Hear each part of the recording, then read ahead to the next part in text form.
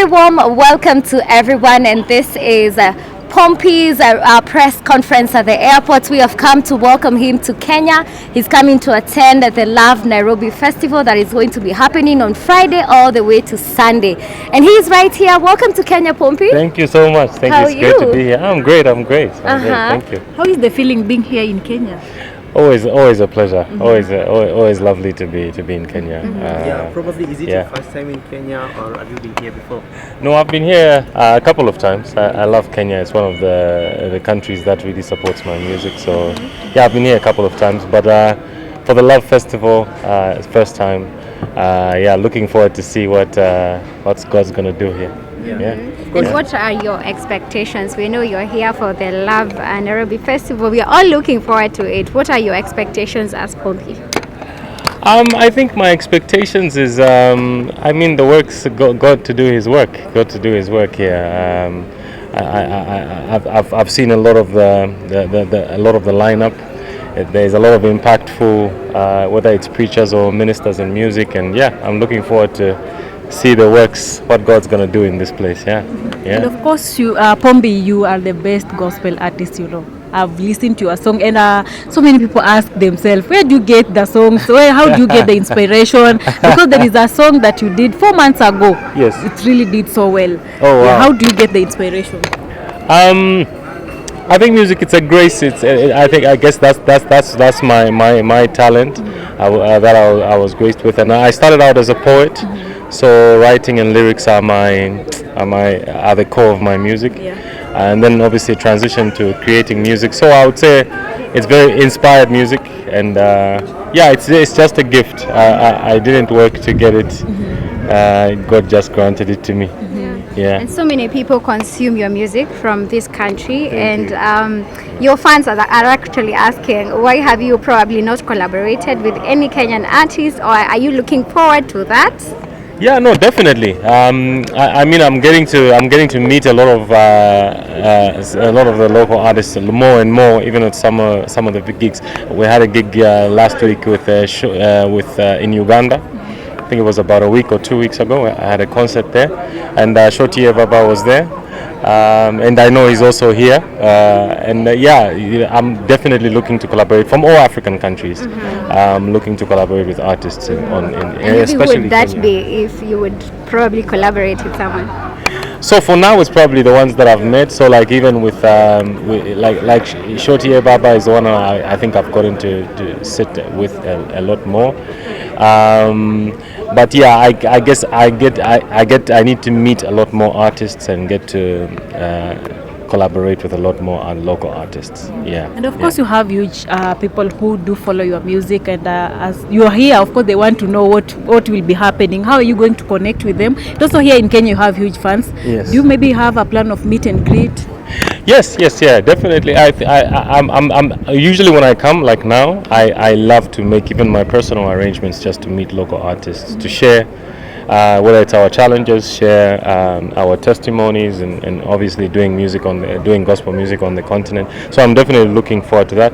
And also, anyway, I am collaborating with local artists because we have integrated some Kenyans into our band and our team that will be ministering on the day. So I'm very excited to unveil the local talents we're collaborating with. All right, so it's a big concert, thousands of people expected to come through. How does that make you feel, especially because you're sharing a stage with Don Moen? Quite a big deal. How does that make you feel? It makes me feel great. I think it's about the second time I'm sharing the stage with Don Moen. But this is a bigger stage, definitely a much bigger stage. So I'm looking forward to it greatly. Probably you can also let us know how the Pole Pole tour is coming along. Oh, thanks. The Pole Pole tour is going very well. We started in Uganda obviously last week. It was amazing. There was a lot of people showed up in numbers, and there was a lot of testimonies, which was what was important for us. A lot of testimonies of healing, and a lot of testimonies which were amazing.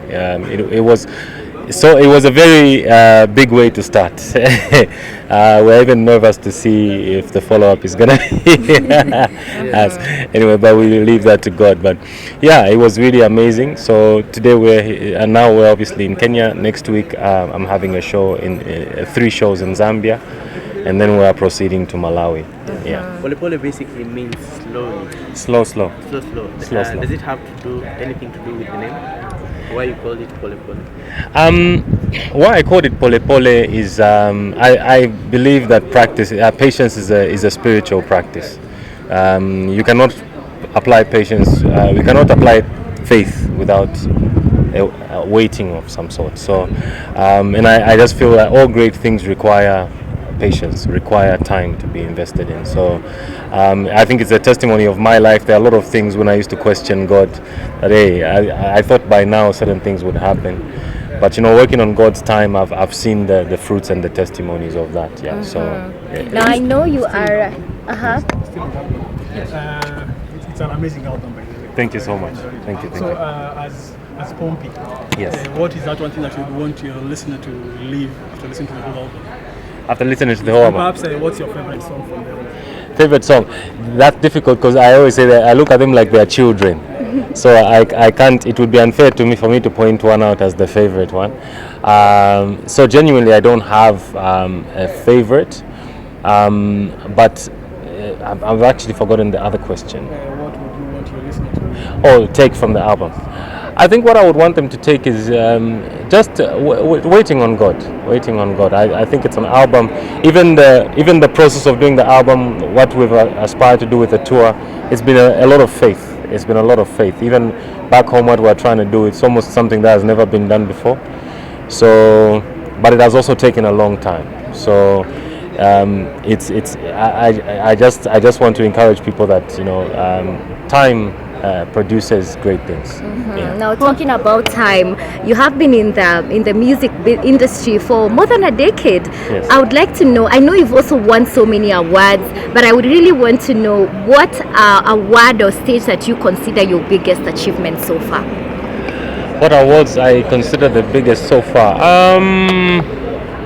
Maybe I would say I really thought on the African continent, I thought Groove was a big award that I got. I got the Groove Award. Obviously, I came here for the Groove Awards back in the day, and it was the best. Actually, I think it was the best Southern African artist. Yes, best Southern African artist. Yeah, I think that was. We don't have a very big award platforms on the continent, but I think that was definitely one that was a big one.